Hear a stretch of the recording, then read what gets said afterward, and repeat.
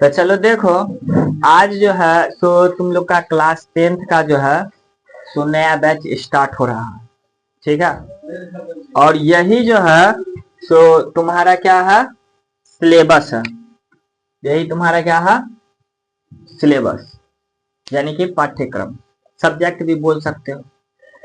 तो सबसे पहले जो है सो तुमको कौन सा, किस विषय को रखे हैं, मैथ यानी कि गणित, ठीक है। तो इसको जो है सो अपना लोग दो बुक से पढ़ेंगे। एक जो रहेगा सो तुम्हारा एनसीईआरटी का, एक जो रहेगा तुम्हारा एनसीईआरटी का रहेगा, बात क्लियर है। और एक जो तुम्हारा रहेगा ये एसएफ का। एसएफ बोले तो स्टूडेंट फ्रेंड, एसएफ बोले तो स्टूडेंट फ्रेंड होता है, बात क्लियर है।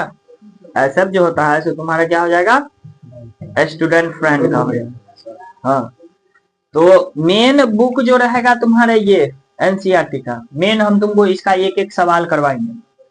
एसएफ का जो रहेगा सो प्रैक्टिस बुक रहेगा, कि हम उसमें से होमवर्क दे देंगे, तुम लोग को बना करके लाना है, जिसका जो प्रॉब्लम रहेगा हम बतला देंगे, ठीक है।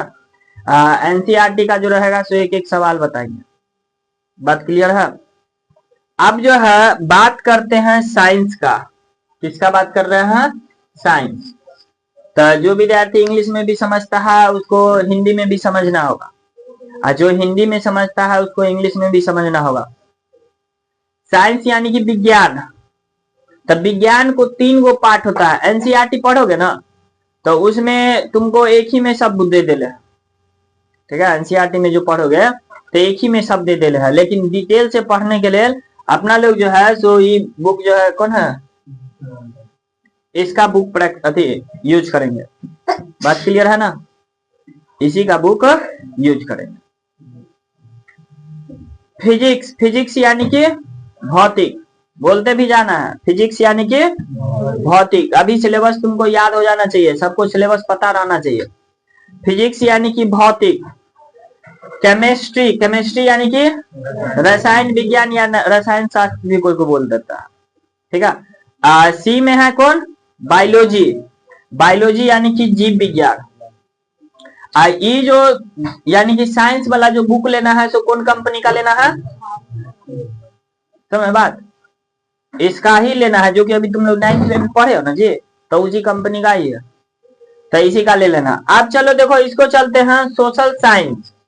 सोशल साइंस को जो है ना एसएसटी बोलते हैं, सोशल स्टडीज भी बोल देते हैं, शॉर्टकट में एसएसटी बोल देते हैं, नहीं तो सोशल स्टडीज बोल देते हैं, बात क्लियर है। तो तुमको कहीं पे भी आप एसएसटी दिखेंगे तो तुमको समझना होगा सोशल साइंस। देखो ये सोशल साइंस अति नहीं है इसका फुल फॉर्म, इसका फुल फॉर्म होता है सोशल स्टडीज, ठीक है। लेकिन इसको सोशल साइंस बोलते हैं, और इसको हिंदी में क्या बोल देते हैं हम, सामाजिक विज्ञान, क्लियर है बात, सामाजिक विज्ञान। और उसके बाद आ जाता है ज्योग्राफी यानी कि भूगोल, ज्योग्राफी यानी कि भूगोल आ जाता है। उसके बाद आप भूगोल के बाद आ जाओ इकोनॉमिक्स, इकोनॉमिक्स यानी कि अर्थशास्त्र, ठीक है। उसके बाद आ जाओ पॉलिटिकल साइंस, इसी को पॉलिटी भी बोलते हैं, इसी को सिविक्स भी बोलते हैं। लेकिन तुम लोग जो एनसीईआरटी जो देखोगे तो उसमें सिविक्स लिखल है, यानी कि नागरिक शास्त्र लिखल मिलेगा। तो हम तीनों लिख दिए हैं ताकि कोई भी चीज का, किसी भी तरह का किसी को कोई कंफ्यूजन नहीं रहना चाहिए कि पॉलिटिकल साइंस को ही पॉलिटी बोलते हैं, पॉलिटी को ही क्या बोलते हैं, सिविक्स बोलते हैं, बात क्लियर है। अब जो है तुम्हारा ये कहाँ चल गया ये, इसी को राजनीति विज्ञान बोलते हैं या इसी को नागरिक शास्त्र भी बोलते हैं, बात क्लियर है। उसके बाद एक आता है संस्कृत, एक होता है मैथिली, और एक होता है तुम्हारा इंग्लिश यानी कि अंग्रेजी। तब क्या हुआ, हाँ, तो ये सब्जेक्ट होता है चुनने का, कि जैसे कि तुम कौन सा लोगे, मैथिली लोगे या संस्कृत लोगे। संस्कृत लोगे तो तुमको 10th का मैथ पढ़ना पड़ेगा, अब मैथिली लोगे तो तुमको 8 का हिंदी। संस्कृत जो लोगे तो तुमको 10th का हिंदी पढ़ना पड़ेगा, और मैथिली जो लोगे तो तुमको 8 का हिंदी पढ़ना पड़ेगा। हाँ वो 10th में आएगा, 8th में जो हिंदी पढ़े हो ना, मैथिली लिए हो तो तुमको 8 का हिंदी पढ़ना पड़ेगा 10th में, वही एग्जाम में आएगा। हाँ वही एग्जाम में आएगा, समझ बात। हमको लगता है सबका तो मैथिली है ना, कि किसी का संस्कृत भी है? हाँ मैथिली है ना जी तुम्हारा? ठीक है, मस्त है। मिथिला में रहते हैं मैथिली, दरभंगा मिथिला का राजधानी है भाई साहब। हाँ संस्कृत नहीं भी हो पाता है, लेकिन क्या करें, चलो अपना लोग मिथिला में है। हाँ मैथिली जो है सो अपना लोग मिथिला में रहते हैं, तो इसलिए हम ज्यादा कोशिश करते हैं कि सब आदमी मैथिली लो, ठीक है। और दूसरा एरिया में रहते हैं हिंदी में, ठीक है। वो अपना लोग तो अपना पता चल जाएगा कि किसका हो जाएगा हिंदी का। हिंदी को जो है ना इसको हिंदी बोलते हैं। क्लास 8 का, किसका क्लास, हाँ हाँ ना, सबका अलग अलग, हाँ हाँ ठीक है। ये देखो, ये जो तुम यहाँ पे पढ़े हो ना जी, ये जो लियो ना सोशल साइंस का, तो सोशल साइंस में कहीं पे भी होगा जगह तो यहाँ पे लिख लेना है NCERT बुक। ये कौन सा बुक लेना है?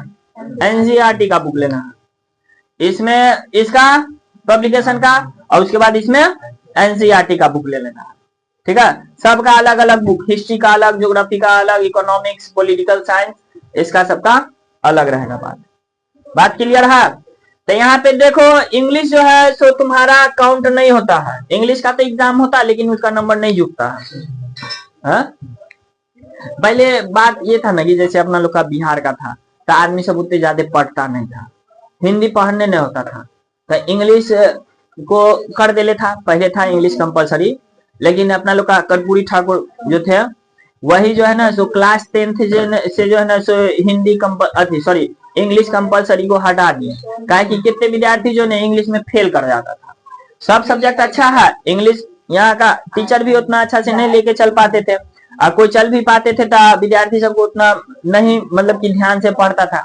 क्या कि पहले काम भी करना रहता था, खेती से टाइम बचा तो फिर आता था पढ़ने के लिए। तो आर भाई साहब एगो इंग्लिश का माथा पची कौन करा, तो विद्यार्थी सबको जो है ना ज्यादा दिक्कत हो जाता था, प्रॉब्लम हो जाते रहता था, नहीं मतलब संभाल पाता था इतना सब्जेक्ट के साथ। तो इसलिए जो है ना से इसको हटा दिया गया। फिर आने वाला समय में जोड़ेगा,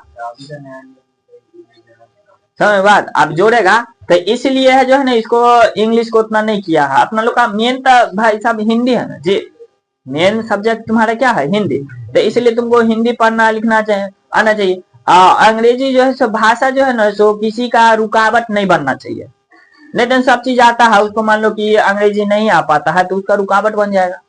तो इसलिए इसको हटा दिया गया। कहा कि होगा एग्जाम पढ़ने का, तुमको एग्जाम भी देने का, लेकिन इसका नंबर नहीं जुटेगा, चाहे तुम पास हो चाहे फेल हो, उसे मतलब नहीं है। पढ़ना भी है, एग्जाम भी देना है, सब चीज करना है, लेकिन उसका नंबर नहीं जुटेगा। तब देखो ना फुल मार्क्स तुम्हारा कितना का होगा? अभी जो अभी सिस्टम चल रहा है उसके हिसाब से ही चल रहा है। हाँ मैथ तुम्हारा 100 नंबर का होगा, साइंस तुम्हारा 100 का होगा, जिसमें से 80 का होगा अति क्या करते रहते हैं ऑब्जेक्टिव और सब्जेक्टिव। 20 का जो होगा सो तुम्हारा प्रैक्टिकल होगा, यानी कि 80 का होगा तुम्हारा रिटन एग्जाम, अब 20 का होगा प्रैक्टिकल, हाँ बना करके जो देना रहता है, ठीक है। अभी सबका चलने वाला है ना। उसके बाद SST में भी तुम्हारा 80 का होगा रिटन, यानी कि लिखने वाला, गोला भरने वाला, 20 का होगा तुम्हारा प्रैक्टिकल, तो टोटल मिला के हो गया 100।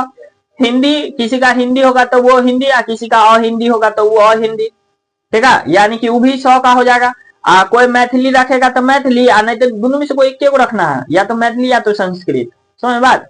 बताइए कि अपना लोग मैथिली क्यों रखते हैं, विद्यार्थी सबको हम ज्यादा क्यों फोकस करते हैं कि मैथिली यही लिखवा दिए ना, है ना। कौन से बुक में से आएगा उसको नहीं बात करना है, जो पढ़ा देंगे ना वही आएगा, ठीक है।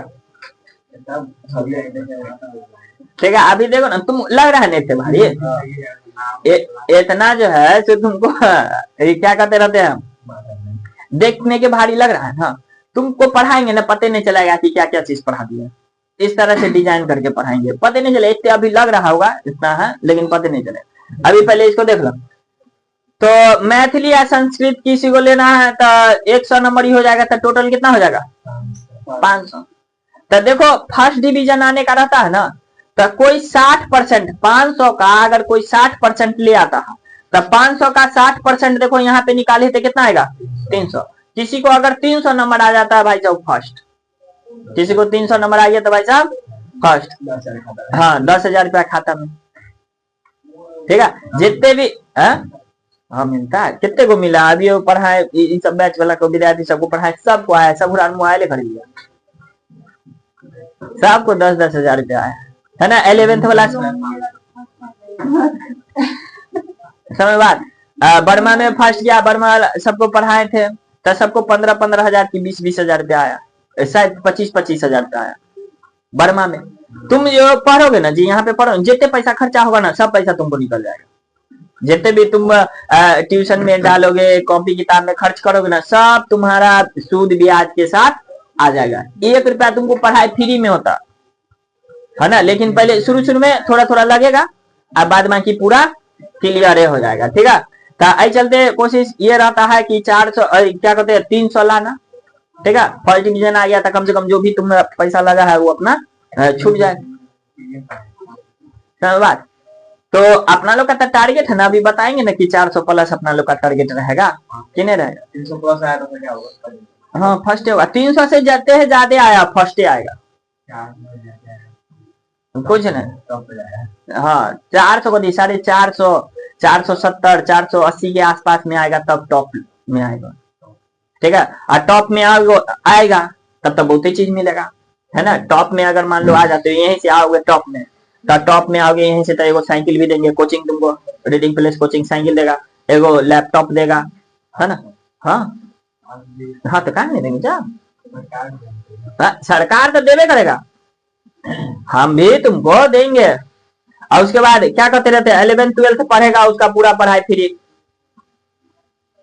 जो अगर टॉप 10 में आता है, टॉप में आता है, तो एगो कोचिंग की तरफ से, रीडिंग प्लेस कोचिंग की तरफ से तुमको साइकिल मिलेगा, एगो लैपटॉप मिलेगा। उसके बाद क्या करते रहते हैं, 11th 12th पढ़ोगे उसका पूरा क्या करते रहता है फ्री ऑफ कॉस्ट, जो भी अपना कोचिंग में तुमको पढ़ाया जाएगा।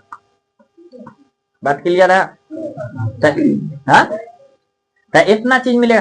और ये जो आओगे सो ये तो अपना कोचिंग के तरफ से हो गया, अब फिर सरकार के तरफ से मिलेगा 100 अलग, है ना। सरकार के तरफ से शायद 1 लाख रुपया देता है, हाँ 1 लाख रुपया देता है, लड़की सब रहता है उसको सबको स्कूटी मिलता है। ठीक है, फिर सरकार तुमको लैपटॉप देगा, हाँ लड़का लोग को देगा। ठीक है, अब उतना हमको नहीं पता है, लेकिन सरकार सब देगा। और भी क्या कहते रहते हैं, जो मतलब फिर मीडिया उडिया सब आएगा, सब तुम्हारे घर पे मम्मी पापा से सबका इंटरव्यू चलेगा, वो सब फ्री ऑफ कॉस्ट, है ना। हाँ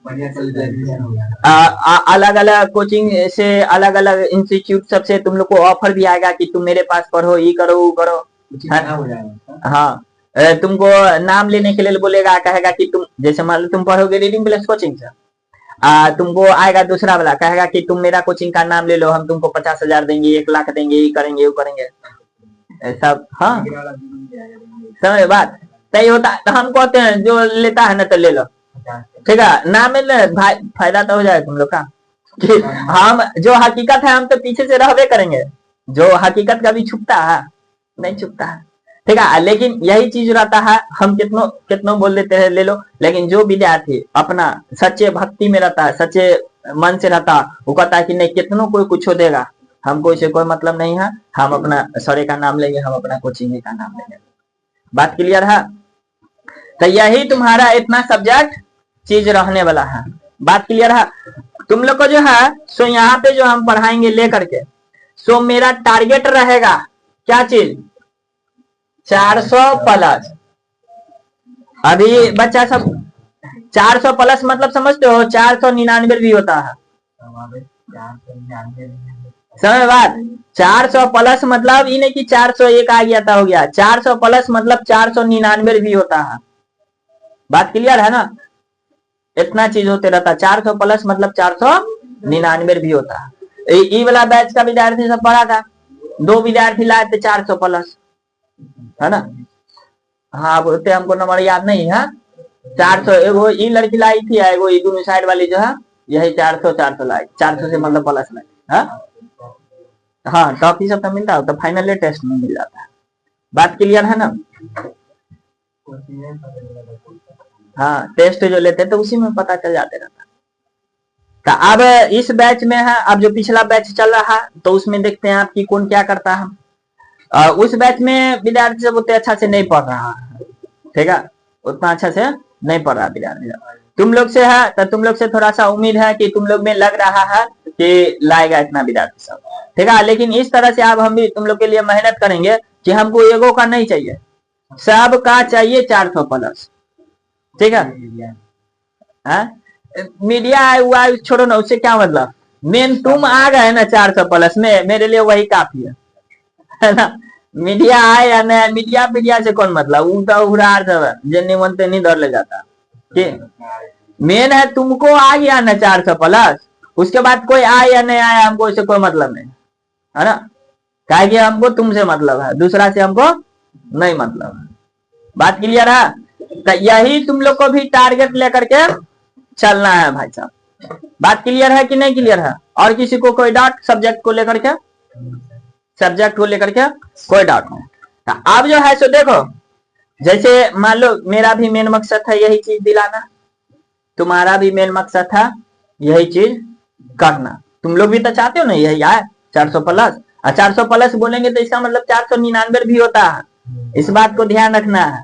ये नहीं कि 400 प्लस खाली 401 आ गया तो वो हो गया, ठीक है, वो भी होता है, लेकिन 499 ये भी होता है, तो इस बात को रखना। तो अब जो है सो तुम लोग को यहाँ पे जैसे नेताजी सब है ना शपथ ग्रहण करते हैं, हाँ, तो तुम लोग को भी शपथ लेना पड़ेगा है? नहीं कर पाए तो तुम्हारा ईमानदारी, लेकिन हम तो दिलवाएंगे शपथ, ठीक है। आप भी ले लेंगे क्या, समझ बात? हाँ, जो मतलब ये ऐसे हाथ निकालना है ऐसे करके, ठीक है, निकालो लीजिए।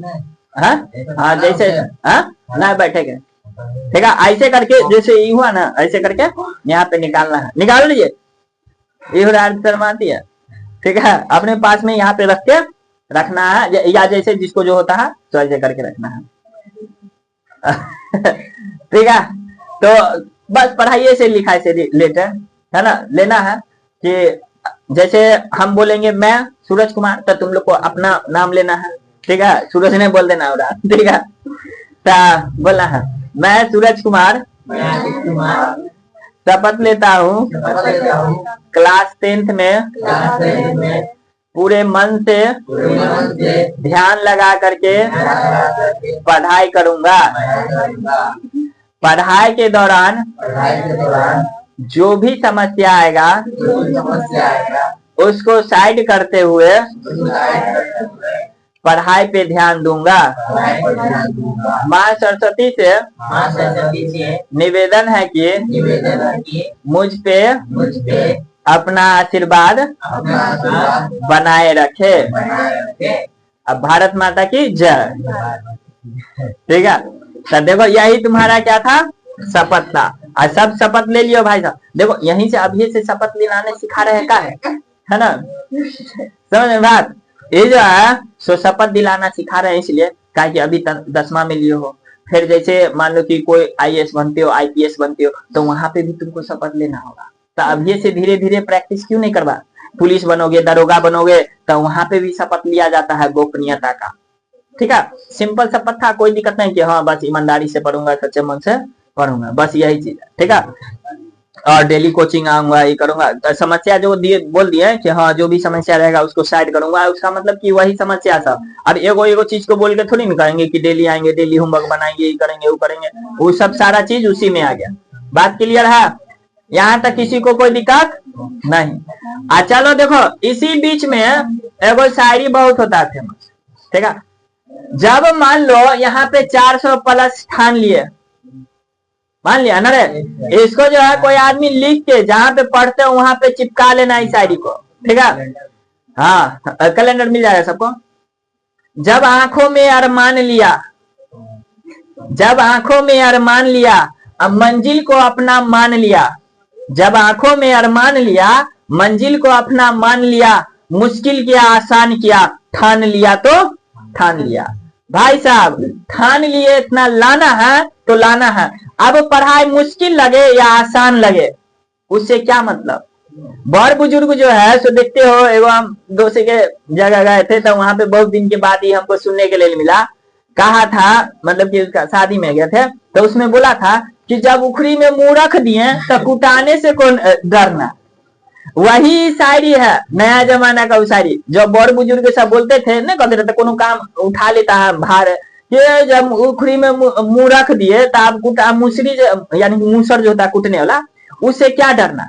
जब हम सोच लिए कि हमको भाई साहब पढ़ना है, हमको 400 प्लस लाना है, तो अब मुश्किल क्या आसान क्या, कि ये सवाल मुश्किल है ये सवाल आसान है, ये सवाल आसान रहेगा तो उसको अच्छा से पढ़ेंगे, ये सवाल मुश्किल रहेगा तो उसको अच्छा से नहीं पढ़ेंगे।